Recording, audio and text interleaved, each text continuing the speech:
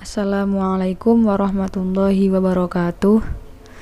Pada kesempatan kali ini, kami dari kelompok 2 yang beranggotakan saya sendiri Ilhamatul Latifah NPM 18 10 10 10 20.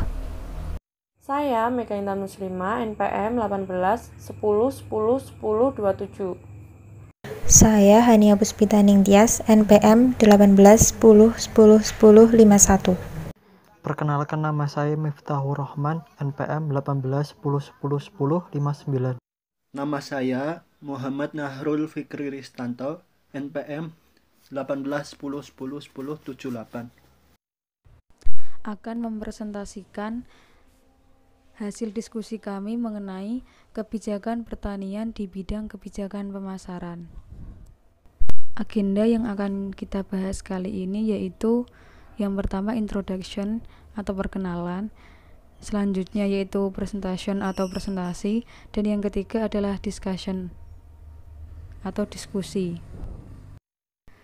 Kebijakan pemasaran atau market policy, kegiatan pemerintah untuk mengatur distribusi barang, terutama beras antar daerah dan atau antar waktu, sehingga di antara harga yang dibayarkan konsumen akhir dan harga yang diterima oleh produsen, terdapat margin pemasaran dalam jumlah tertentu, sehingga dapat merangsang proses produksi dan proses pemasaran. Margin pemasaran. Margin pemasaran merupakan perbedaan harga yang dibayarkan oleh konsumen akhir dengan harga yang diterima produsen dengan rumus M sama dengan PR min PF, di mana M merupakan margin pemasaran, PR harga di tingkat pengecer, dan PF harga di tingkat petani. Selain menerima keuntungan, juga terdapat pengeluaran biaya untuk fungsi-fungsi pemasaran. Maka margin pemasaran sama dengan keuntungan ditambah biaya untuk fungsi pemasaran dengan rumus M sama dengan II plus CM, di mana II merupakan keuntungan lembaga pemasaran dan CM merupakan biaya yang dikeluarkan untuk fungsi pemasaran. Selanjutnya yaitu tujuan kebijakan pemasaran. Terdapat 5 tujuan kebijakan pemasaran. Yang pertama yaitu untuk melindungi petani atau konsumen dari pedagang parasit. Yang kedua yaitu untuk menstabilkan atau meningkatkan harga di tingkat petani. Dan yang ketiga, mengurangi margin pemasaran. Dan keempat, meningkatkan kualitas dan standar minimum. Dan yang terakhir yaitu meningkatkan ketahanan pangan. Instrumen kebijakan pemasaran. Pemerintah negara berkembang telah menggunakan berbagai instrumen untuk mempengaruhi kerja saluran pemasaran pertanian. Intervensi pemasaran mencakup yang pertama, lisensi pedagang. Negara tidak sendiri mengambil tanggung jawab langsung untuk pemasaran. Terkadang, negara mencoba untuk mengontrol perdagangan swasta dengan memberi lisensi pada perusahaan yang ditunjuk. Kemudian yang kedua, ada 3 instrumen untuk meningkatkan perilaku dan kinerja pasar, yaitu yang pertama, penyediaan informasi yang ditingkatkan pada peserta sistem pemasaran. Yang kedua, fungsi pengaturan menetapkan dan menegakkan standar kualitas. Dan yang ketiga, penyediaan fasilitas. Intervensi pemasaran yang ketiga yaitu instrumen untuk memperbaiki pasar. Perbaikan struktur pasar digunakan untuk meningkatkan persaingan dalam sistem pemasaran.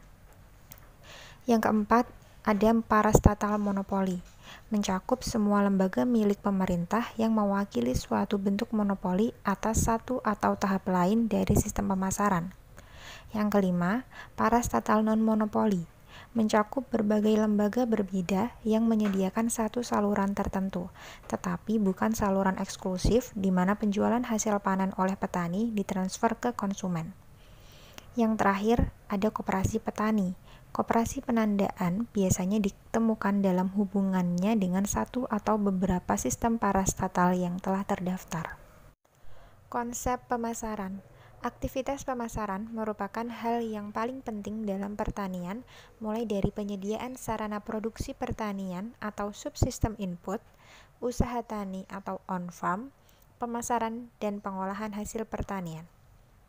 Pemasaran dapat diartikan sebagai serangkaian jasa untuk memindahkan produk atau komoditas dari tempat produksi ke tempat konsumsi. Konsep pemasaran. 3 dimensi dalam yang menjadi landasan analisis kebijakan pemasaran. Pertama, dimensi waktu, yaitu mengacu pada semua aspek penyimpanan lintas musim, penyimpanan antar musim, dan lintas tahun atau penyimpanan antar tahun. Penyimpanan memiliki biaya dan resiko. Kemudian dimensi ruang, mengacu pada semua aspek pengangkutan komoditas dari lokasi penjualan ke lokasi penjualan akhir.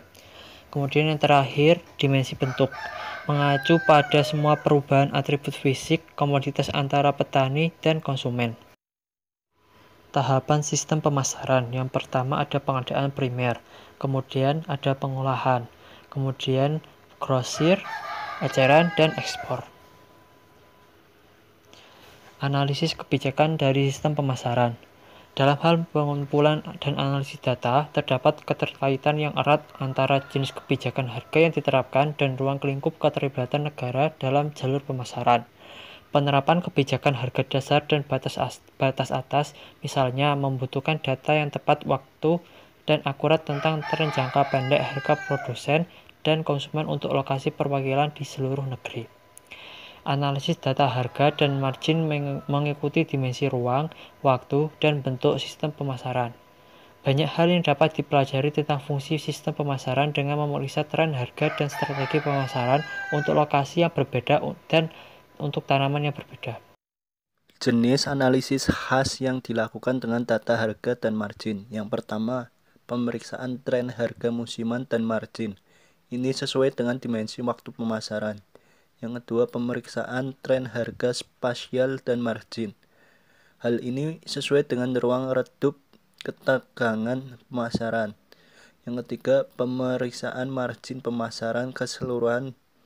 Banyak aspek dari fungsi sistem pemasaran dapat dieksplorasi melalui margin keseluruhan antara harga eceran atau ekspor dan harga di tingkat petani. Kesimpulan, kebijakan pemasaran adalah kegiatan pemerintah untuk mengatur distribusi barang, terutama beras, antar daerah dan atau antar waktu sehingga di antara harga yang dibayarkan konsumen akhir dan harga yang diterima oleh produsen terdapat margin pemasaran dalam jumlah tertentu, sehingga dapat merangsang proses produksi dan proses pemasaran. Tujuan dari kebijakan pemasaran sendiri yaitu untuk melindungi petani atau konsumen dari pedagang parasit, untuk menstabilkan atau meningkatkan harga di tingkat petani, mengurangi margin pemasaran, meningkatkan kualitas dan standar minimum, dan meningkatkan ketahanan pangan. Mengenai analisis tentang kebijakan pemasaran sendiri dalam hal pengumpulan dan analisis data, terdapat keterkaitan yang erat antara jenis kebijakan harga yang diterapkan dan ruang lingkup keterlibatan negara dalam jalur pemasaran.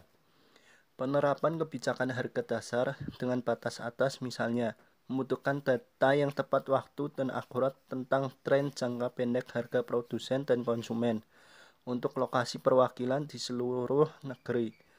Terima kasih atas perhatiannya. Apabila ada pertanyaan bisa ditanyakan dalam kolom komentar.